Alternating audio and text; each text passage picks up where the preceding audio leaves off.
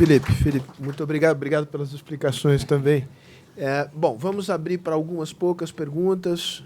Gerson, seu nome eu não sei, mas... e Lúcia. Então, começa por aqui. Hoje pela manhã, o Wilson mencionou o seguinte, que os leilões A-6 foram, antigamente era A-5, foram concebidos para infraestrutura que demora muito tempo a ser construída, tipicamente hidroelétrica, mas que eólicas e solar têm entrado nesse A-6 e ele conjecturou que é possivelmente porque vão vender antes do compromisso de vender no ambiente regulado, vão vender no ambiente livre durante alguns anos. E ele disse, olha, as coisas podem mudar se chover muito, o PLD cair, quer dizer, o preço, as hidrelétricas ficam cheias d'água, cai o preço. Eu queria um comentário dos dois sobre esse... E aí, eventualmente, essas iniciativas poderiam ter alguma dificuldade. Se vocês puderem comentar. Vamos lá, vamos esperar um pouquinho, vamos colher mais perguntas. Boa tarde, obrigada pela apresentação.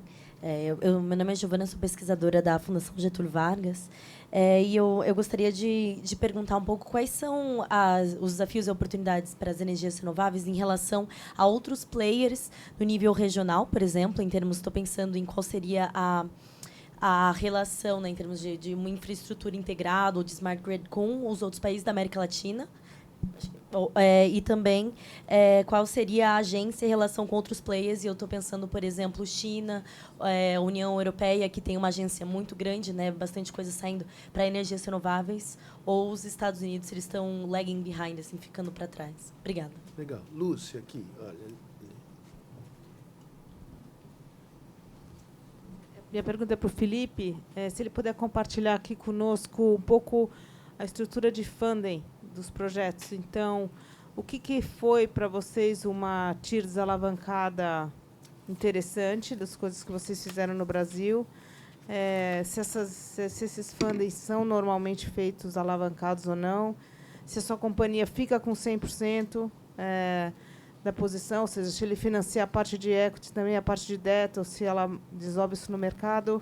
Se você puder compartilhar um pouco em português, para a gente, todo mundo aqui em português, todo mundo entender, porque francês ninguém vai entender. Eu basicamente perguntei quais são os retornos, né, que ele, como investidor, teve, espera ter para financiar esse tipo de coisa aqui no Brasil.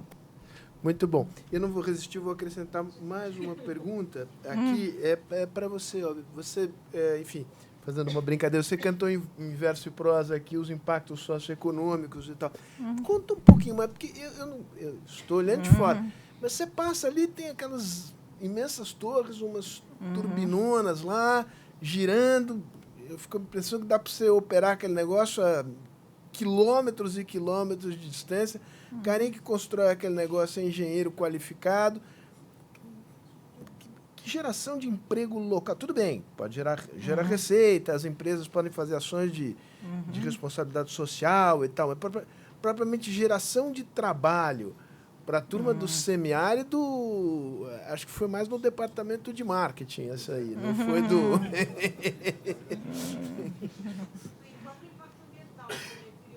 Para os passarinhos, né? Mas você olha ali, é um deserto de paz, né? Ele não para no meio. O que vocês acham que isso é sustentável? Né? Então, vamos lá. Voltamos aqui. Posso começar? Pode. Então, eu vou começar do final da sua pergunta. O estudo que nós fizemos do impacto socioeconômico e dos chamados efeitos multiplicadores da eólica, ele envolve toda a cadeia produtiva, desde a fabricação do equipamento até a operação e manutenção do parque. E parque eólico é parecido com obra civil. No período da construção, você emprega bastante. Depois, no período de OM, basta um homem e o cachorro para cuidar do homem. Caso, assim, bem, né, simplificando a situação. Os empregos altamente qualificados, eles são exigidos, mas em uma proporção menor. No período que os parques chegam, a gente busca qualificar a população local. tem muitos centros de qualificação, 2 exemplos que eu estou me lembrando, o Cimatec na Bahia e o CT Gás Rio Grande do Norte, que qualifica, e aí vários níveis de qualificação, sem falar várias universidades que já têm mestrado e doutorado na área. Então, a cadeia é um pouco mais complexa mesmo, envolve a qualificação, e a gente prioriza a população local. A fábrica de pá, por exemplo, treina a população local, e a fábrica de pá ela é bem manual, então exige bastante mão de obra. Então, essa é a questão do emprego. Uma outra questão muito relevante e essa talvez seja mais relevante, e o governador do Piauí conta isso com muito orgulho, que é a população local que tem a propriedade. Os parques chegam e arrendam a propriedade por 30 anos. Então, nós temos vários, infinitos casos de pequenas propriedades em que as famílias viviam de Bolsa Família. Nós chegamos, estudamos a área, colocamos o parque, contratamos aquela área, nós fazemos um arrendamento e, em média, essas famílias recebem por aerogerador por mês R$1.000. Então, eu estou falando de uma família que vivia de Bolsa Família de R$200 e R$300, e se ela tem 2 ou 3 aeros no seu quintal, ela passa a receber R$3.000, R$4.000 por mês. No contrato, me desculpe, eu falei 30 anos, por 20 anos, de 20 a 25 anos. Esse é o efeito maior, que aí, no passado, os filhos dessas pessoas saíam da cidade, não iam para a escola, então você começa a ter esse efeito que a gente ainda nem conseguiu medir. Nós já vimos alguns resultados IDH, acabamos de contratar uma consultoria para medir utilizando o modelo de insumo-produto. A questão do emprego é parecida com obra civil, só que como a gente está sempre construindo um parque do lado do outro, na região do outro, e você tem essa circulação muito forte também do emprego. E temos também programas de qualificação. Bom, aí ela acabou de falar também do ambiental, que a gente se preocupa muito, e nós temos um GT, que chama GT Externalidades, dentro da Beólica, que estuda a externalidade positiva e também a negativa da produção de energia eólica. Ponto 1, toda e qualquer atividade econômica causa impacto. É uma questão de grau e não de categoria. O grau de impacto ambiental da fonte eólica é um dos menores. Para produzir energia, você traz impacto socioeconômico e socioambiental. É um dos menores, porque a eólica ocupa 3% da área. Então, se eu tenho algumas situações em que você tem agricultura e pecuária, e no sul você percebe isso fortemente, é completamente diferente, a gente instala o parque eólico e as outras atividades continuam. Então, ela é uma atividade complementar àquela existente, porém, passa a ser a principal, porque o preço do arrendamento é bem razoável. Mata passarinho... Viver de vento vale a pena. Vale a pena. O clássico, para mim, fui na inauguração de um parque lá no Rio Grande do Sul. Ele disse, aqui a gente produz arroz e gado no térreo e vento no segundo andar. Bem assim, né? A questão ambiental, mata passarinho? Sim, menos do que os prédios das grandes cidades. Mata passarinho, tem ruído, é feio, apesar de que os brasileiros não acham feio, eles acham bonito, tá? Mas é uma questão subjetiva. Morcego, mata morcego. E tudo isso é tratado principalmente na resolução CONAMA, que nós conseguimos fazer uma resolução CONAMA em 2014. A legislação ambiental do Brasil é extremamente rigorosa com os parques eólicos. E nós não podemos fazer parques em rotas migratórias de pássaros e de morcegos. Pode até fazer, mas se tiver passarinho e morcego, aí você não fica. E a gente tem feito estudos medindo justamente esses impactos. Ruído também é a mesma coisa. Bom, falamos disso. Aí uma outra pergunta que foi feita pelo Gerson Kelman. É isso mesmo, Gerson, a questão dos prazos dos leilões. 2 motivos para a mudança do prazo do leilão. O primeiro é o A-3, A-5, você se lembra, nós construímos juntos esse modelo, porque era o mais adequado mesmo de projetos de mais curto prazo, e hidrelétrica de 5. Depois, a hidrelétrica precisou de mais tempo, botou para 6. Mas, em 2017, essa mudança do A4, do A3 para A4 e do A5 para A6 foi pela questão do PIB. O governo queria dar sinal de contratação para dar sinal de investimento no mercado, só que, se ele fizesse uma conta de A3, não entraria ninguém. Aí ele criou um A4, que um ano a mais você teria condição de fazer um leilão e dar alguma sinalização. Tudo por conta de, desde 2013, o mercado está caindo bastante. Esse é um fator. Bom, mas mesmo assim, a contratação no ACR, que é no ambiente regulado, que é 70% da demanda de energia no Brasil, e é por isso que o governo organiza o leilão, e o ACL 30%, mesmo assim a demanda tem sido muito baixa desde 2017, um excesso de oferta e os preços lá embaixo, que foi o ponto que o Wilson mencionou. Esse preço é um preço conjuntural. O preço da energia eólica e da solar não é este preço. Por quê? Aí o que os agentes fazem? Como a demanda é muito baixa, eu tenho um parque eólico, eu vou lá vendo apenas 30% desse parque no ambiente regulado. Ali eu já garanto minha linha de transmissão, já garanto meus processos no ambiente regulado. É como se fosse uma estampa, né? Passou no regulado 30%, 40%. Os outros 60% que sobram eu vendo no ambiente livre, só que eu vendo com contrato de 10 anos, de 12 anos. Essa coisa de liquidar por 5 anos no livre, a gente não faz, não, é loucura. Talvez a gente liquide esses 30% só no livre, mas os outros 70% estão contratados, justamente para se precaver dessa imprevisibilidade dos preços. Os modelos de negócios estão sendo formados assim. Agora, o que é relevante? O modelo do setor está mudando. O Elvio mostrou a modernização do setor. O mercado vai ficar cada vez mais livre. Então, o ACR vai reduzir bastante e a gente vai ter que negociar no ACL. E aí nós precisamos de modelos de financiamento que atendem essas características. Na semana passada, dia 30, o BNDES, num evento da Abeólica, lançou um modelo de financiamento para o ACL, que tem características completamente distintas do ACR. Bom, eu acho que eu respondi quase tudo aqui. Ela perguntou da integração. A integração é um sonho antigo. Eu estava aqui contando histórias, o Afonso Henrique estava ali, foi meu primeiro chefe no setor elétrico, eu entrei no setor em 2000. Desde lá eu estudo integração. É um sonho, a gente adoraria. Mas, por infinitas razões, a gente não conseguiu fazer. Hoje, eu vejo que a nossa integração, tanto na América Latina, Caribe, quanto com os demais países, Europa, China, Estados Unidos, está muito na discussão de modelos, de levar experiência, de trocar ideias, e isso a gente tem feito muito bem. A Agência Internacional de Energia e a Agência Internacional de Energia Renovável, que depois de reconhecer que hidrelétrica é renovável, o Brasil passou a fazer parte, né? E aí foi o Barroso que fez isso, acho que foi em 2017, né, Giovanni? 17 ou 18.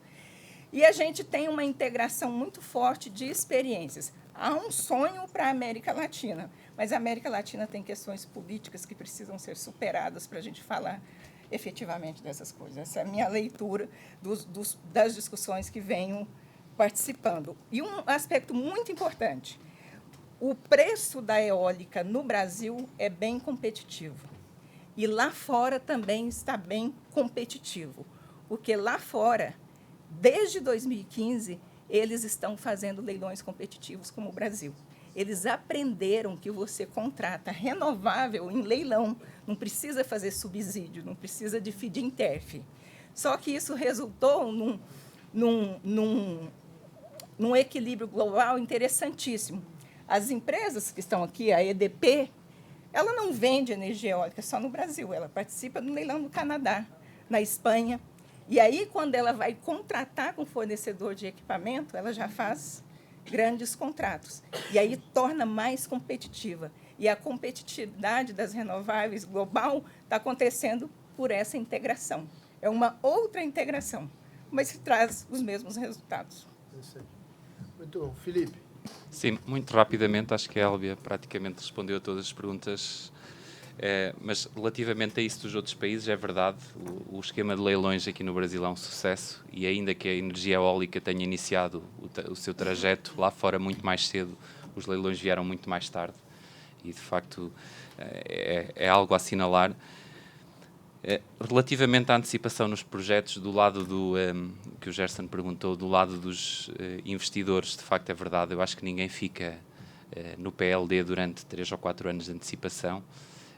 E mesmo não há menos 6, sei lá, máximo 2 anos e meio de antecipação e é feito um contrato, ainda mesmo na parte da ACR, ainda que seja um contrato de mais curto prazo, normalmente ele é sempre feito. E depois também há um fator relevante aqui, quando se falava de manhã, que eu estava a pensar, nem sempre é óbvio antecipar um projeto, porque existe uma antecipação de receita, existe também uma curva tecnológica, não é? E, eventualmente, eu posso investir e ter que pagar o meu CAPEX do projeto daqui a 2 ou 3 anos mais barato do que eu pagaria hoje, e temos que perceber se, de facto, esse contrato de mais curto prazo sobre esses 30% ou 40% ou 50% da ACR compensam esse maior custo de CAPEX hoje, não é? Não só o tema da inflação, mas também o tema da questão da curva da tecnologia, não é? Relativamente ao emprego, também, dando o testemunho do investidor e reforçando o que a Elbia disse, pode parecer trivial, mas nós, hoje em dia, registramos centenas de empregos diretos de pessoas da região envolvente do parque durante a construção e dezenas de empregos depois na fase de operação. Obviamente que isto tem muito a ver com a dimensão do parque, mas, de facto, existe emprego. E nós, no caso da EDP Renováveis, hoje, quando fazemos contratos com as empresas que prestam os serviços lá de construção e fornecimento de material, é algo que nós colocamos nos contratos, ou seja, preferencialmente fazer os melhores esforços para que contratem na zona envolvente do parque. E, finalmente, a questão da estrutura de funding. Eu acho que aqui no Brasil também é algo que, a partir de 2007, 2018, falando primeiro do lado da dívida, mudou bastante, não é? Há alguns anos atrás o BNDES era o único e exclusivo financiador do setor, e isso foi algo muito positivo, porque permitiu aqui uma alavancagem do setor e este desenvolvimento.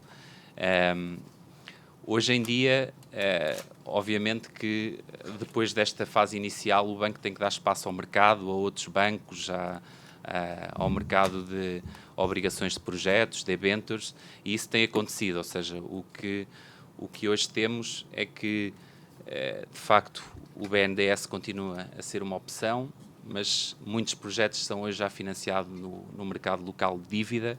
Existem outros projetos que captam em multilaterais internacionais, seja Banco Europeu de Investimento, Banco Mundial, e, portanto, hoje as fontes de financiamento também estão mais diversificadas, e eu acho que isso é positivo. É também o mercado financeiro está a desenvolver-se e é uma tendência natural.